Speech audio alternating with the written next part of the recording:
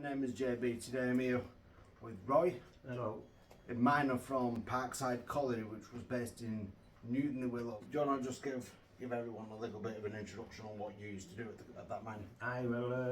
Main production I was doing was setting the main face up, and it was called the 19-inch panels, which actually set the coal cutters up and the belts that run the coal cutters. Basically, it was a bit of a dirty job, but somebody had to do it, so. So when you said that you used to go down there and start up the belts and things like that, what did that involve?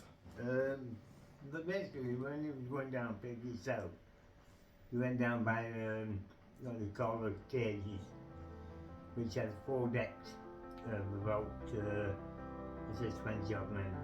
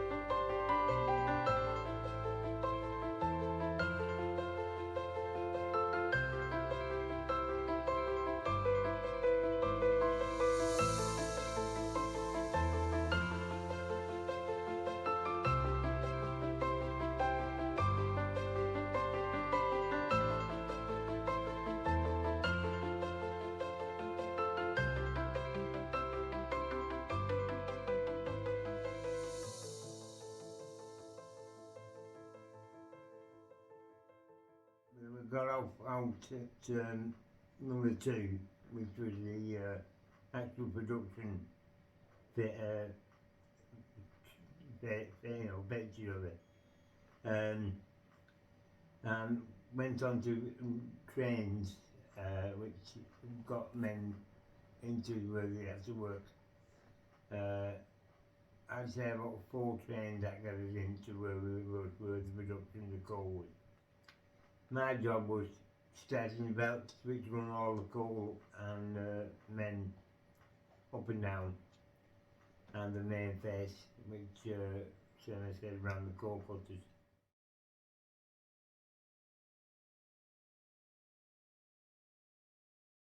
So you got like 3 or 4 trains down there to the coal face. How far in did you have to go out? What was the distance? Distance of about 15 miles. There's 2 twin towers that was built on top of the shafts at this colliery.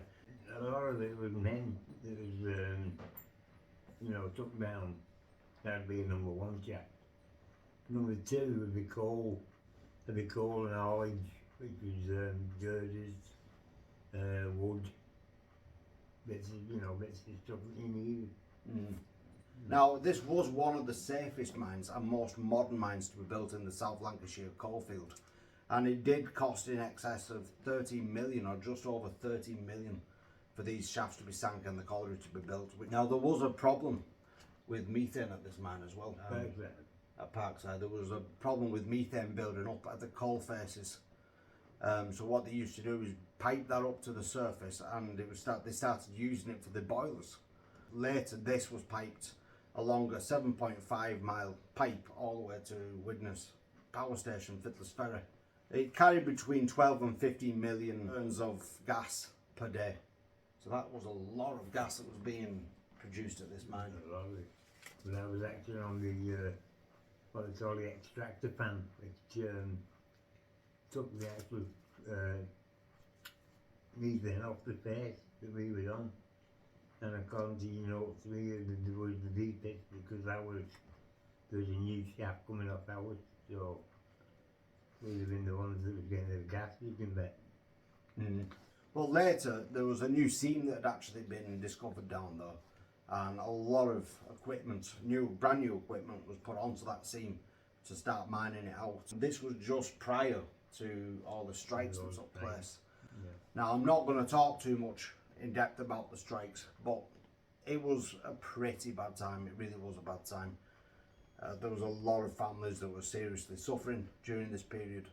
Parkside is no exception. People threatened by the picketers if they went to work and things like that. What was that experience like for you? Well, they used to take us back up to the actual gates itself. Whereas one night I was on night turn, and they dropped us about 20 yards, 30 yards off the gates. So we had to walk past about 150 men, which was spitting at you, calling you all kinds of names, and wasn't very nice. But you had to go back home. After your missus telling you you're going to work and thinking you're at work, and you sat on the picket line. They didn't tell us when the strike was actually on, and they didn't tell us when the strike was actually off. And so we were threatened then by the NCV as not turning into work.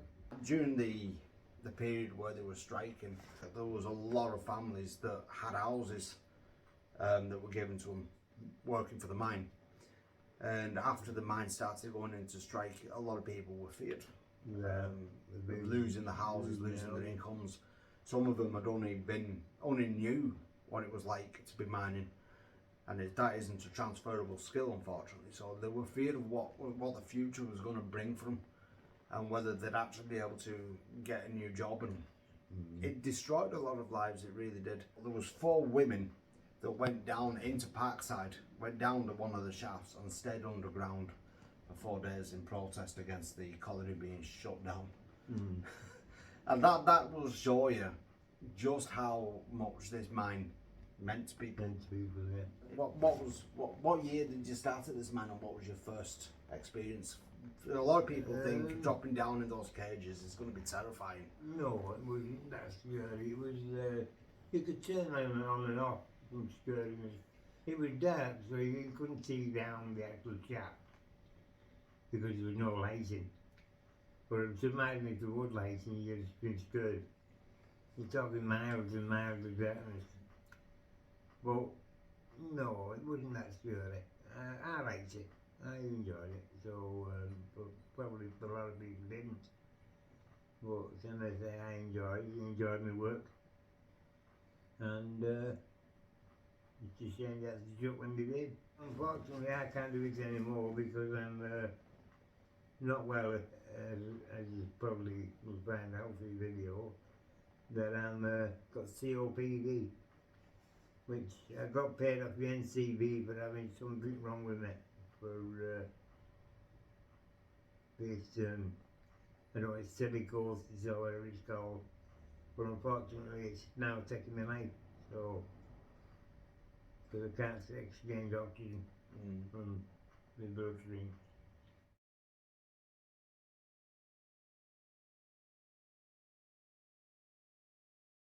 I've got to say thanks to you, and I think many other people will agree with this, for the work you did keeping the lights on. It's valuable. It was what you very did. valuable. There was a person, I should say, that did comment on one of my live streams not long ago, saying that she made butties and things like that for some of the miners. Very valuable. It's a lot of work. It's people like that that kept you guys going, that would come out and put themselves out there to help during those situations. It was a complete mess, wasn't it? Yeah. During all these striking periods. How old was you when you started down the pit? I was in my 30s. So, I was in 83, I think it was. No. Finished in 84, didn't we? It wasn't long before things started changing then, really, was it? No. You've got family that worked in other mines locally as well, haven't you? My dad said he'd never let his son work down pit because unfortunately he worked down pit since he was 16. But unfortunately we all went down, which was 3 of us. My brother went with me down Parkside, he was younger, and he had an older brother who worked down Manor. That's Sutton Manor Colliery. Sutton Manor Colliery. So unfortunately, not laying us down, but we all went down. Enjoyed it. Well, they've actually got a commemoration monument up at Sutton Manor at the moment. They've got the Dream statue. I'll link to that video below, and you can get a little insight into that colliery. That was also a pretty huge colliery, wasn't it? Yeah, but he's steam and I was electric. I'm not going to keep this video going much longer, guys. This is Roy Dysart. He's an old miner from Parkside Colliery, and as you can see, he does struggle breathing. He is very ill at the moment. Unfortunately, this is a result of work in the mines. We're going to bring this video to an end now, so I want to thank everyone for watching. Thank you for sharing that information with us. Thank you. It's really important, and also I want to say thank you for all the hard work you did. Well, a lot of men's going to say, work down there, and a lot of men should have been thanked a lot better than what they would. Definitely, it's Treated very much better. underappreciated. Yeah. So, thank you very much, Roy. Thank you. Enjoyed every bit of it.